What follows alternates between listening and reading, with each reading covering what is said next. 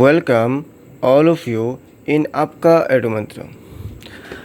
তোমাদের সবাইকে অনেক অভিনন্দন আমার এই channel Aapka এডুমন্ত্রতে।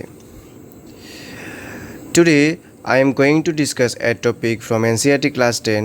The name of history, the name of the chapter is The Making of the Global World.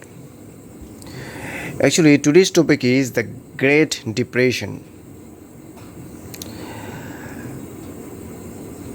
Mahananda.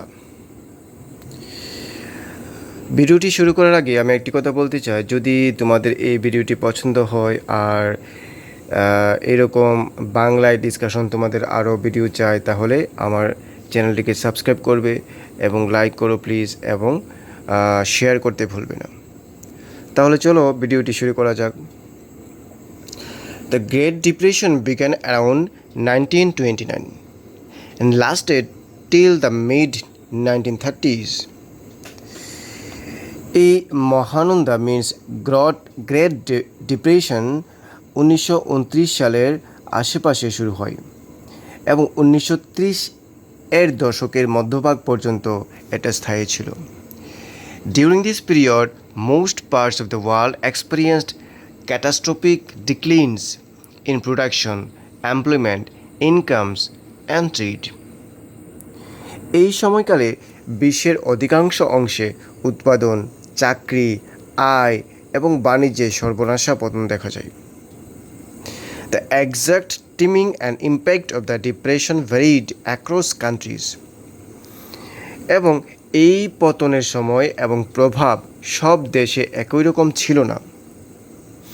এটা মানে হলো গিয়ে এক এক দেশে এক এক রকম সিচুয়েশন তৈরি হয়েছিল। But in general, agricultural region communities are the most affected. কিন্তু সাধারণত মনে হয় কৃষিজ অঞ্চলগুলি এবং সম্প্রদায়গুলির উপর এর সবচেয়ে বিপজ্জনক প্রভাব পড়েছিল। This was because the fall of agricultural prices was greater and more prolonged than that in the prices of industrial goods. এটা এই কারণে হয়েছিল যে শিল্পদ্রব্যের দামের তুলনায় কৃষিজ পণ্যের দাম অনেক কমে যায় এবং তা অনেক দিন স্থায়ী ছিল। তো এই যে গ্রেট ডিপ্রেশন, যে মহানন্দা আমরা যা বলি, সেটা শুরু হয়েছে 1929 সালে এবং এটা 1930-এর মাঝামাঝি অবধি ছিল। এবং এই সময়কালে বিশ্বের অধিকাংশ অংশে উৎপাদন, চাকরি, আয়, বাণিজ্যে ভীষণ পরিমাণে লোকসান দেখা যায়। এবং এই যে পতন এবং আর যে প্রভাব সব দেশে একরকম ছিল না, কিন্তু সাধারণত আমরা বলতে পারি যে কৃষিজ অঞ্চলগুলি এবং সম্প্রদায়গুলির উপর সবচেয়ে বিপজ্জনক প্রভাব পড়েছিল। The depression was caused A combination of several factors. এই যে গ্রেট ডিপ্রেশন আমরা বলি, একটা খারাপ সিচুয়েশন শুরু হয়েছিল, এটা বিভিন্ন কারণের সমন্বয়ে ঘটেছিল। We have already seen how fragile the post-World War economy was. যে ইতিমধ্যেই আমরা দেখেছি যে বিশ্বযুদ্ধের অর্থনীতি কীরকম ভঙ্গুর প্রকৃতির ছিল। Firstly, agriculture over production remained a problem. অতিরিক্ত কৃষিজ পণ্য উৎপাদনের সমস্যা থেকে যায়। This was made worse by falling agricultural prices. এবং কৃষিজ উৎপাদনের দাম কমে যাওয়ায় এই খারাপ অবস্থা সৃষ্টি হয়ে যায়। As prices slumped and agricultural incomes declined, farmers tried to expand production and bring a larger value of produce to the markets to maintain their overall income. এবং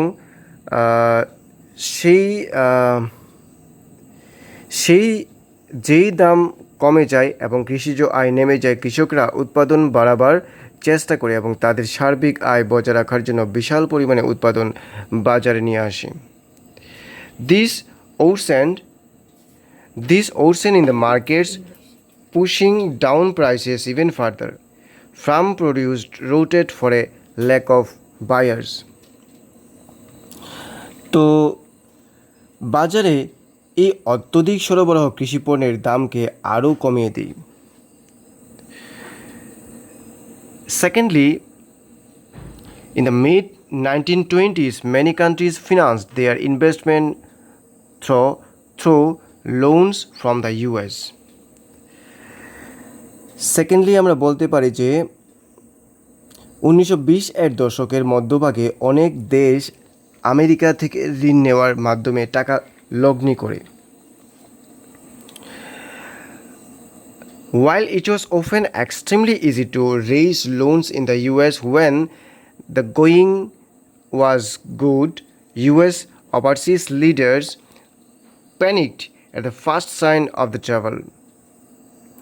যখন অবস্থা ভালো ছিল তখন আমেরিকা থেকে ঋণ নেওয়া খুব সহজ ছিল, কিন্তু সংকটের সংকেত পাওয়ার পর আমেরিকার বিদেশি সুদখোরেরা ত্রস্ত হয়ে পড়ে, মিন্স টেনশনে পড়ে যায়।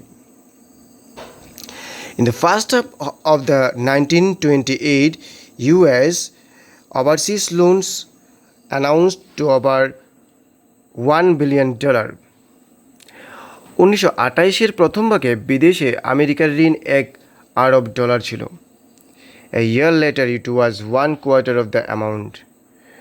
এবং এক বছর পর এই ঋণ কমে গিয়ে 1/4 দাঁড়ায়। Countries that depended crucially on US loans now faced an acute crisis. যেসব দেশ আমেরিকার ঋণের উপর গভীরভাবে নির্ভরশীল ছিল, এখন তারা তীব্র সংকটের সম্মুখীন হয়ে পড়ে। তো আমরা এখানে কি বললাম যে মন্দা অনেকগুলো কারণে সমন্বয় ঘটেছিল। প্রথম হিসেবে আমরা বলতে পারি যে অতিরিক্ত কৃষিজ পণ্য উৎপাদনের সমস্যা থেকে যায়, এবং সেই অতিরিক্ত কৃষিজ পণ্য মার্কেটে আসায় তার দাম কমে যায়, এবং যারা এরকম এই বিজনেসের উপর ডিপেন্ডেন্ট ছিল তারা আরও বেশি পরিমাণে প্রোডাকশন বাড়ালো এবং আরও বেশি করে পণ্য বাজারে নিয়ে আসলো, এবং সেটা আরও বেশি করে দাম আরও কমে গেল। এবং দ্বিতীয়ত আমরা বলতে পারি যে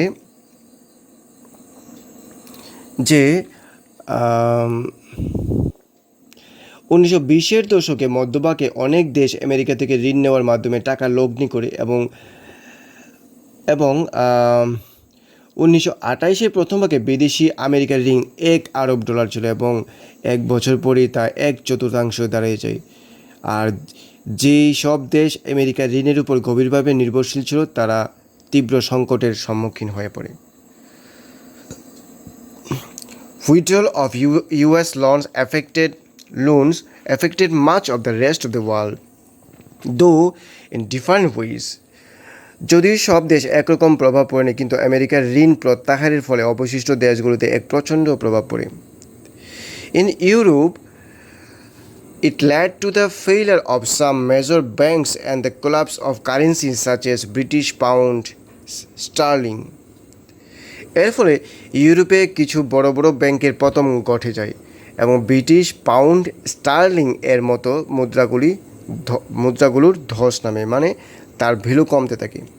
In Latin America, elsewhere, it intensified the slump in agriculture and raw material prices. এবং ল্যাটিন আমেরিকা এবং আরও অন্যান্য জায়গায় এর ফলে কৃষিজ পণ্য এবং কাঁচামালের দাম তীব্রভাবে কমে যায়। The US attempt to protect its economy in the Depression by doubling import duties also dealt another severe blow to the world trade. এবং শিল্প উদ্যোগী দেশ আমেরিকাও এই মহানন্দের দ্বারা সবচেয়ে গুরুতরভাবে প্রভাবিত হয়েছিল। The US also the industrial country most severely affected by the depression. With the fall in the prices and the prospect of a depression, US banks had also slashed domestic lending and called back loans. তো দাম পড়ে যাওয়ায় এবং মন্দার আশঙ্কায় আমেরিকার ব্যাংকগুলো ঘরোয়া ঋণদান কমিয়ে দেয় এবং ঋণগুলো ফিরিয়ে নেয়। Farms could not sell their harvest, households were ruined, business collapsed. তো খামারগুলো তাদের ফসল বিক্রি করতে পারতো না, পরিবারগুলো ধ্বংস হয়ে যায় এবং বাণিজ্য ধসে পড়ে। Faced with falling incomes, many households in the US could not repay that they had borrowed, and were forced to give up their homes, cars, and other consumer durables. তো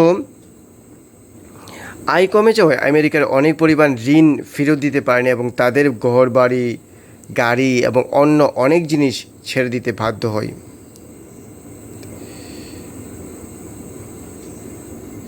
The consumerist prosperity of the 1920s now disappeared in the puff of dust. 1920 এর দশকে যে ভোগবাদী সমৃদ্ধি দেখা দিয়েছিল এবং এখন সেটা ধুলার ফুৎকারে হারিয়ে যায়। And unemployment showed people tracked long distances looking from any work they could find. Ultimately, the US banking system itself collapsed. তারপরে কর্মহীনতা বৃদ্ধি পেলে মানুষ কাজের খুঁজে অনেক দূরে চলে যেতে থাকে। পরিমাণে আমেরিকার ব্যাংকিং ব্যবস্থা নিজেই থেকেই ধসে পড়ে যায়। Unable to recover investment, collect loans, repay deposits, thousands of banks went bankrupt and were forced to close.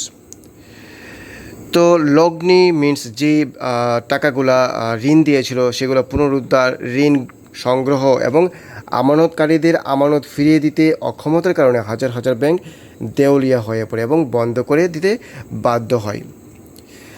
The numbers are phenomenal. By 1933, over 4,000 banks had collapsed, and between 1929 and 32, 110,000 companies had collapsed. দেখো এখানে কত বড় একটা figure দেওয়া আছে। 1933-এর মধ্যে 4,000-এর উপর bank বন্ধ হয়ে যায়। 1929 থেকে 1932-এর মধ্যে 1,10,000 কোম্পানি ধসে পড়ে যায়।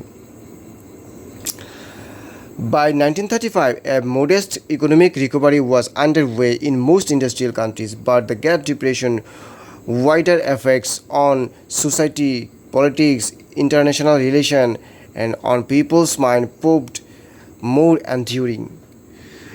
1935 এর মধ্যে অধিকাংশ শিল্প উদ্যোগী দেশ অর্থনৈতিক সংকট থেকে উত্তরণের পথে ছিল, কিন্তু এই মহানন্দার ফলে সমাজ, অর্থনীতি, আন্তর্জাতিক সম্পর্ক এবং মানুষের মধ্যে ব্যাপক স্থায়ী প্রভাব পড়েছিল। তো আমরা এখানে কি পড়লাম যে যদিও সব দেশে একরকম প্রভাব পড়েনি, কিন্তু আমেরিকার ঋণ প্রত্যাহারের ফলে অবশিষ্ট দেশগুলিকে প্রচণ্ড প্রভাব পড়ে। যেমন ইউরোপে কিছু বড় বড় ব্যাংকের পতন ঘটে, ব্রিটিশ পাউন্ড স্টার্লিংয়ের মুদ্রাগুলোর ধস নামে, আমেরিকা, ল্যাটিন আমেরিকা এবং অন্যান্য জায়গায় এর ফলে কৃষিজ পণ্য এবং কাঁচামালের দাম তীব্র কমে যায়। আমদানি শুল্ক দ্বিগুণ করার মাধ্যমে আমেরিকা এই মহানন্দা থেকে তার অর্থ ব্যবস্থাকে রক্ষা করার চেষ্টা করে, কিন্তু শেষ রক্ষা হয়নি। এটা বিশ্ব বাণিজ্যের উপর আরেকটি বড় ধরনের আঘাত ছিল। শিল্পোদ্যোগী দেশ আমেরিকাও এই মহানন্দার দ্বারা সবচেয়ে গুরুতরভাবে প্রভাবিত হয়েছিল। দাম পড়ে যাওয়ায় মন্দার আশঙ্কায় আমেরিকার ব্যাংকগুলি ঘরোয়া ঋণদান কমিয়ে দেয় এবং ঋণগুলি ফিরিয়ে নিতে শুরু করে, এবং খামারগুলিতে যে ফসল তৈরি হতো সেই ফসলগুলি বিক্রি করতে পারতো না যারা ওনার ছিল, পরিবারগুলি ধ্বংস হয়ে পড়ে এবং আয় কমে যাওয়ায় আমেরিকার অনেক পরিবার ঋণ ফেরত দিতে পারেনি, তাদের ঘরবাড়ি, গাড়ি, অনেক জিনিস ফিরিয়ে দিতে বাধ্য হয়। 1920-এর দশকে যে ভোগবাদী সমৃদ্ধি দেখা গিয়েছিল সেটা ধুলার ফুৎকারে হারিয়ে যায় এবং কর্মহীনতা বৃদ্ধি পেলে মানুষ কাজের খোঁজে অনেক দূরে চলে যেতে শুরু করে। এর পরিণামস্বরূপ আমেরিকার ব্যাংক নিজেই ধসে পড়ে যায় এবং এর জন্য হাজার হাজার ব্যাংক দেউলিয়া হয়ে পড়ে এবং মানুষের টাকা না দিতে পেরে ব্যাংকগুলো বন্ধ হয়ে যায়। প্রায় 4,000-এর উপর ব্যাংক বন্ধ হয়ে গেছে এবং 1,10,000 ব্যাংক আর এই কোম্পানি ধসে পড়ে যায়, বন্ধ হয়ে যায়। So this is the end of our today's topic. So if you like the video, please subscribe my channel. Please do share with your friends and stay tuned in this channel. Children, goodbye.